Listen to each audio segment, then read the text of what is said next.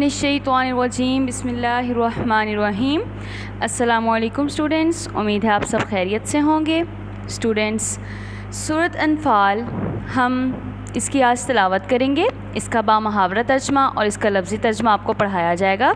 आज हम इंशाअल्लाह रुकू नंबर 1 पढ़ते हैं, आयात 1 से लेके 10 तक। इसका सूरत अनफ़ाल में जैसा कि आपको फ़र्स्ट लेक्चर में बताया गया था, इसमें ग़ज़वा बदर का ज़िक्र है, उसका पस मंज़र भी आपको थोड़ा बहुत उसमें बताया गया डिटेल से जो है। अब जैसे जैसे हम सूरत की आयात पढ़ेंगे वैसे वैसे आपको इसकी सारी डिटेल आपको साथ साथ इसकी बताते जाएंगे। ओके स्टूडेंट्स, हम अपना लेक्चर स्टार्ट करते हैं। बिस्मिल्लाहिर्रहमानिर्रहीम। शुरू अल्लाह का नाम लेकर जो बड़ा मेहरबान नहायत रहम वाला है। यसअलूनका अनिल अनफ़ाल। यसअलूनका, वो सवाल करते हैं आपसे। किससे? आप सल्लल्लाहु अलैहि वसल्लम से। कौन? मुजाहिद लोग जो ग़ज़वा बदर में शरीक थे। अनिल अनफ़ाली, माले गनीमत के बारे में। कुलिल अनफ़ालु, कुल फरमा दीजिए सल्लल्लाहु अलैहि वसल्लम, अनफ़ाल अनफ़ाल यानी माल गनीमत, लिल्लाहि अल्लाह के लिए है, और रसूली और उसके रसूल के लिए है, यानी अल्लाह और उसके रसूल के लिए है। फत्तकुल्लाह, पस अल्लाह ताला से डरो। फत्तकुल्लाह, अल्लाह ताला से डरो। फ़ा मैंने पस या तो, ठीक है। तकु, डरो अल्लाह, अल्लाह से। व अस्लिहू, और सुलह रखो, ठीक है। व अस्लिहू, और सुलह रखो। ज़ाता बैनिकुम, आपस के मामलात में, यानी तुम्हारे दरमियान जो माल गनीमत को लेके झगड़ा हो रहा है वो झगड़ा मत करो, बल्कि आपस के मामलात में सुलह रखो, ठीक है। व अतिउल्लाह, और अताअत करो, ठीक है। व रसूल अल्लाह, अल्लाह की। व अतियु, और अताअत करो। व मैंने और अतियु, अताअत करना। अल्लाह, अल्लाह की। व रसूलहू, और उसके रसूल की, यानी अल्लाह और उसके रसूल की अताअत करो, जो वो हुक्म दे रहे हैं उसी को मानो।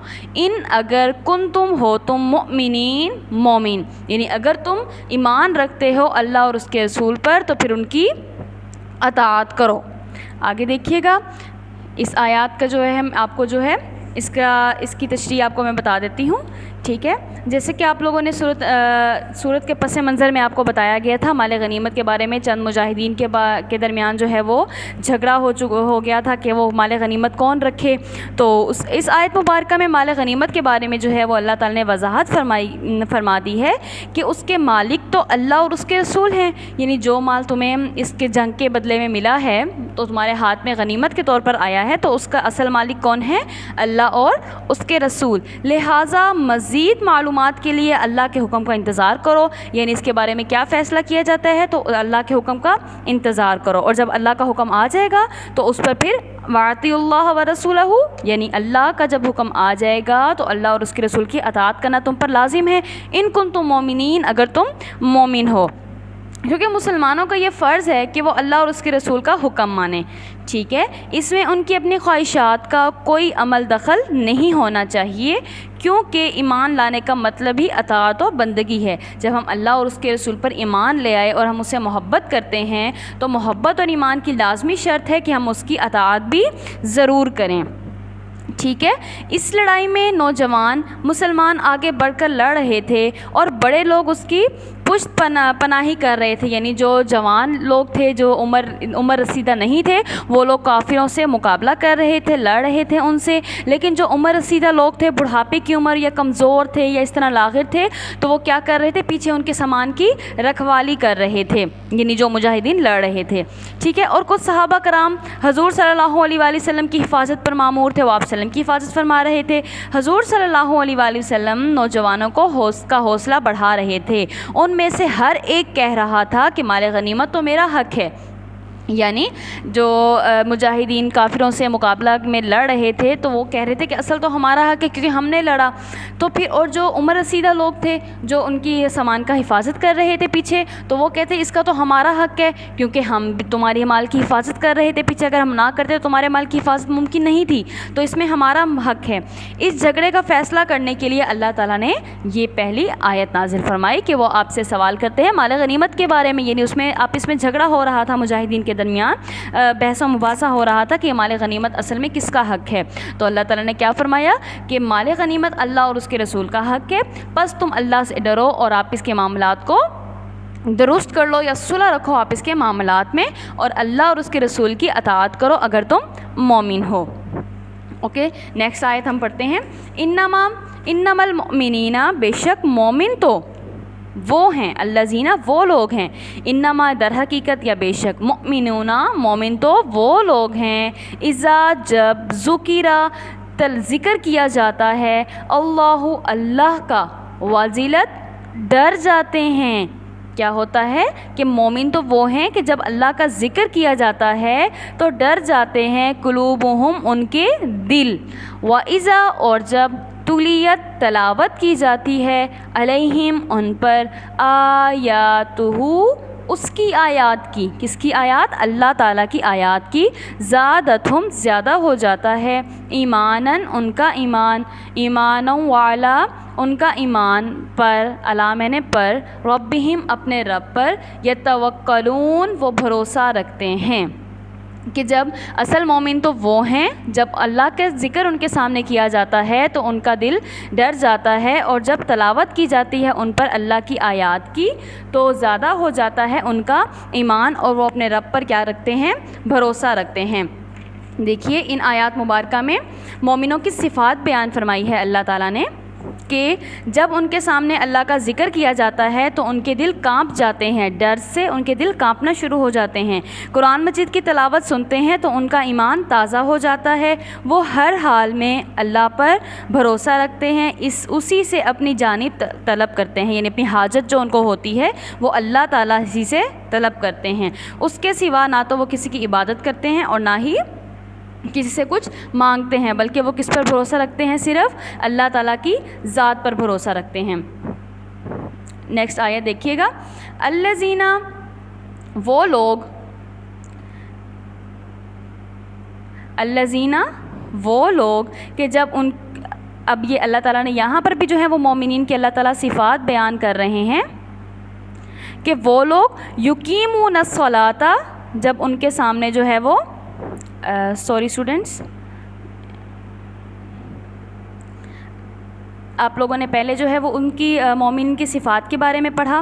اللہ تعالیٰ نے مومن کو ان کی صفات کے بارے میں بتایا کہ اصل مومن تو وہ لوگ ہیں کہ جب تلاوت کی جاتی ہے اللہ کی آیات کی تو کیا ہو جاتے ہیں؟ ان کے دل ڈر جاتے ہیں. تو نیکسٹ آیت میں دیکھیے گا. الذین وہ لوگ، یقیمون الصلاۃ نماز پڑھتے ہیں، یقیمون قائم کرتے ہیں، صلاۃ نماز، ومما اور اس سے جو رزقناہم ہم نے ان کو رزق دیا، ینفقون وہ خرچ کرتے ہیں، یعنی ہم نے جو ان کو مال عطا کیا ہے اس میں وہ اللہ کی راہ میں خرچ کرتے ہیں. اولئک وہی لوگ ہیں، ہم المؤمنون حقا سچے مومنین، لہم ان کے لیے درجات درجات ہیں، عند ربہم ان کے رب کے پاس، عند پاس ربہم ان کے رب کے، ومغفرۃ اور مغفرت ہے یعنی بخشش ہے، ورزق کریم اور عزت کی روزی ہے. اب دیکھیے اس آیت مبارکہ میں اللہ تعالیٰ مومنین کی اور صفات کیا بیان کر رہے ہیں. پہلی صفت تو یہ تھی کہ جب ان کے سامنے اللہ تعالیٰ کا ذکر کیا جاتا ہے تو ان کے دل ڈر جاتے ہیں، اور جب قرآن کی تلاوت کی جاتی ہے ان کے سامنے تو ان کا ایمان اور زیادہ بڑھ جاتا ہے اور اللہ پر بھروسہ رکھتے ہیں. اب ان آیات میں اللہ تعالیٰ نے کیا مومنین کی صفات بیان کی کہ وہ مقررہ وقت پر نماز ادا کرتے ہیں اور اپنی نمازوں میں سستی اور کاہلی سے کام نہیں لیتے. یہاں پر یقیمون الصلاۃ سے کیا مراد ہے؟ بس یہ نہیں کہ سرسری نماز پڑھ دینا اور جان چھڑا لینا اپنی کہ ہم نے 5 نمازیں پڑھ لی ہیں، نہیں. یقیمون وہ قائم کرتے ہیں نماز کو اس کے مقرر وقت پر ادا کرتے ہیں نمازوں کو، اور بالکل اس کے فرائض کے ساتھ، اور سستی اور کاہلی سے کام نہیں لیتے اور نہ ہی ناجائز ذرائع سے دولت کماتے ہیں، بلکہ جو ہم نے ان کو رزق دیا ہے ہر موقع پر اس کے حکم کے مطابق وہ خرچ کرتے ہیں اور دوسروں کو بھی اس سے فائدہ پہنچاتے رہتے ہیں. کیونکہ ایمان کی حالت جو ہے وہ یکساں نہیں رہتی، بلکہ ایمان جو ہے وہ گھٹتا اور بڑھتا رہتا ہے. نفس تصدیق کے اعتبار سے دیکھیں سب برابر نہیں ہیں، اگر نفس تصدیق کے اعتبار سے سب برابر ہیں تو مگر کیفیت اور یقین محکم کے لحاظ سے ان میں فرق ہے. کیسے ان میں یقین اور کیفیت کے لحاظ سے فرق ہوتا ہے لوگوں میں بھی. اللہ تعالیٰ نے ان کی تعریف کرتے ہوئے فرمایا کہ یہی سچے مومن ہیں. یعنی مومن تو اصل کون ہے؟ جب اللہ کا ذکر کیا جاتا ہے تو ان کے دل ڈر جاتے ہیں اور نماز قائم کرتے ہیں, اور ان پر جب اللہ تعالیٰ کی آیات کی تلاوت کی جاتی ہے تو ان کا ایمان اور بڑھ جاتا ہے اور اللہ پر بھروسہ رکھتے ہیں, اور اللہ نے جو ان کو رزق دیا وہ اس میں سے خرچ کرتے ہیں. یہی سچے مومن ہیں, ان کے لیے درجات ہیں ان کے رب کے پاس, اور بخشش ہے اور عزت کی روزی ہے. ان آیات مبارکہ میں اللہ تعالیٰ نے مومنین کی صفات کا ذکر کیا ہے, اس کو بیان کیا ہے. آگے دیکھیے گا, کما جیسا کہ اخرجا کا نکالا آپ کو, ربو کا آپ کے رب نے, من بیتی کا آپ کے گھر سے, بالحق کی حق کے ساتھ یا تدبیر کے ساتھ. یعنی آپ کو آپ کے رب نے آپ کے گھر سے نکالا, یعنی لوگوں کو اپنے گھر سے اس طرح نکلنا چاہیے تھا جس طرح تمہارے پروردگار نے تم کو تدبیر کے ساتھ اپنے گھر سے نکالا. وَإِنَّ اور بے شک, فریقاً ایک جماعت, من المؤمنین مومنین میں سے, لَقَارِحُونَ ناخوش تھی. ٹھیک ہے, یجادلونک اور جھگڑا کرتے ہیں آپ سے, فی الحق کی حق کے بارے میں, بعد اس کے, ما تبینہ بیان ہو چکا, کأنما گویا کہ, یساقون وہ دھکیلے جاتے ہیں یا ہانکے جاتے ہیں, الی الموت موت کی طرف, وہم ینظرون اور وہ اس کو دیکھ رہے ہیں. اب دیکھیں ان آیات مبارکہ میں اللہ تعالیٰ نے کیا ارشاد فرمایا کہ ان لوگوں کو اپنے گھروں سے اسی طرح نکلنا چاہیے تھا جس طرح تمہارے پروردگار نے تم کو تدبیر کے ساتھ اپنے گھر سے نکالا. اور اس وقت مومنوں کی ایک جماعت ناخوش تھی, اور وہ لوگ حق بات میں اس کے ظاہر ہوئے پیچھے, یعنی جب وہ ظاہر ہو چکا تھا تو ان سے جھگڑا کرنے لگے, گویا کہ موت کی طرف دھکیلے جاتے ہیں اور اسے وہ دیکھ رہے ہیں. ان آیات مبارکہ میں اللہ تعالیٰ نے کیا ارشاد فرمایا کہ ان آیات مبارکہ میں غزوہ بدر کے موقع پر کچھ مسلمانوں کی دلی کیفیت بیان کی ہے. اللہ تعالیٰ نے کیا بیان کی ہے کہ جب اللہ تعالیٰ نے حضور صلی اللہ علیہ وآلہ وسلم کو اس لڑائی کا حکم دیا اور ابو سفیان کہ تجارتی قافلے کے بجائے ابو جہل کے مسلح لشکر کو سامنے پایا, یعنی وہ تو چاہ رہے تھے کہ ہم جو بے سر و سامان جو ہے وہ لشکر ہے ابو سفیان کا تجارتی قافلہ, ہم اس پہ حملہ کر دیں اور ہم ان سے لڑائی کریں, لیکن جب ان کا مقابلہ ابو جہل کے اسلحہ سے بھرے ہوئے اور تعداد میں بھی زیادہ تھے, تو ان لوگوں سے جب مقابلہ ان کا آمنے سامنے ہوئے تو پھر کیا ہوا, لڑائی کے لیے ہچکچاہٹ پیدا ہو گئی ان میں. لوگ آپ صلی اللہ علیہ وسلم سے جھگڑنے لگے, حالانکہ اللہ تعالیٰ کی مدد اور فتح کا وعدہ نبی صلی اللہ علیہ وآلہ وسلم کے ذریعے پہلے ہی جو ہے وہ واضح ہو چکا تھا. اور کچھ منافقین باتیں بنا کر مسلمانوں میں بزدلی اور خوف پیدا کر رہے تھے کہ کیوں جان بوجھ کر موت کے منہ میں جا رہے ہو, اور اس طرح کی باتیں کر کے نا ان کو پس پشت کرنا چاہ رہے تھے کہ یہاں سے یہ بھاگ جائیں. مگر اللہ کی مرضی یہ تھی کہ قریش اس مرحلے پر فیصلہ کن مقابلہ ہو, کیونکہ یہی موقع کفار سے بدلہ لینے کا تھا اور حق و باطل میں فرق کرنے کا تھا, کیونکہ یہی موقع تھا کہ جب کفار سے بدلہ لیا جا سکتا اور حق کا حق اور باطل کا باطل ہو جاتا. ٹھیک ہے, آگے آیات دیکھیے گا. وَإِذْ اور جب یعیدکم اللہ تم سے وعدہ کیا کر رہا تھا, یعنی اللہ نے تم سے وعدہ کیا تھا یا کرتا تھا. ٹھیک ہے, جب خدا نے تم سے وعدہ کرتا تھا, احدی طائفتین, احدی ایک, طائفتین دو گروہوں میں سے, ایک گروہ کے بارے میں وعدہ کر رہا تھا. کون سے گروہ تھا؟ ابو سفیان کا جو کہ تجارتی قافلہ تھا, اور ابو جہل کا جو کہ مسلح لشکر تھا اور تعداد کے ساتھ بھی بہت سارے تھے, اور ان کے پاس جو ہے وہ اسلحہ گھوڑے یہ چیزیں بھی زیادہ مسلمانوں کے مقابلے میں زیادہ تھیں ان کے پاس. تو اللہ تعالیٰ کیا ارشاد فرما رہے ہیں کہ اس وقت کو یاد کرو جب خدا تم سے وعدہ کرتا تھا کہ ابو سفیان اور ابو جہل کے دو گروہوں میں سے ایک گروہ کا, انہا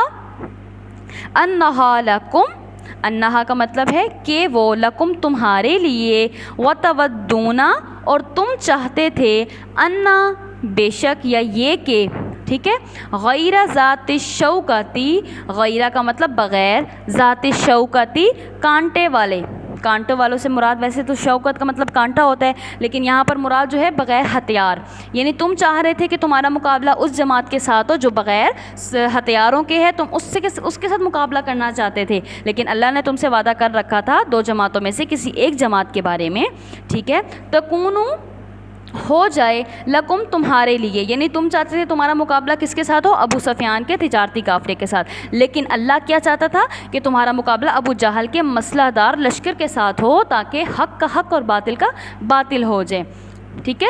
تکونو ہو لکم تمہارے لیے، وَيُرِيدُ اور اللہ چاہتا تھا یا اللہ کا ارادہ تھا، اللہ کا، أَن يُحِقَّ الْحَقَّ یہ کہ حق کا حق ہو جائے، بِكَلِمَاتِهِ اس کے کلمات کے ساتھ، یعنی اپنی باتوں کے ساتھ، وَيَقْطَعَ اور کاٹ دے دابرہ جڑ کافرین کافروں کی، یعنی اللہ کا کیا ارادہ تھا کہ وہ حق کو حق کے ساتھ، اپنے حق کو کلمات کے ساتھ جو ہے وہ اپنے کلمات سے حق کو حق کر دے اور کیا کر دے؟ کافروں کی جڑوں کو کاٹ کے پھینک دے، یعنی سرے سے ان کو ختم کر دے، لیحق الحق تاکہ حق سچ کو سچ، ویبطل الباطل اور جھوٹ کو جھوٹ کر دے، یعنی تم تو یہ کہہ رہے ہو کہ تم بے سر و سامان جو ہیں وہ تجارتی قافلہ ہے، بے ہتھیار ہیں، ان کے ساتھ مقابلہ کرو اور ان کو شکست دے دو، لیکن اللہ چاہتا ہے کہ تمہارا مقابلہ ایسی جماعت کے ساتھ ہو جو مسلح دار ہو، اور پھر تم ان کو جو ہے وہ ان کے ساتھ مقابلہ کرو اور ان کو شکست دے دو،